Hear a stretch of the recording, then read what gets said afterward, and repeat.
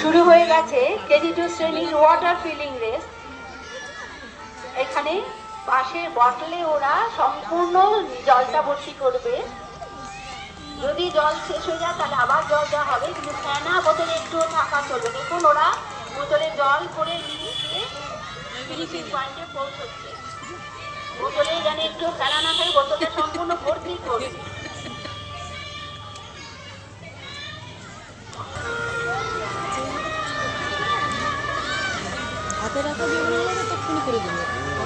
Water feeling race প্রতিযোগিতায় প্রথম হয়েছে দীপ্তাংশু চৌধুরী, দ্বিতীয় শুভ চালক, তৃতীয় তিয়াস মহাকুল।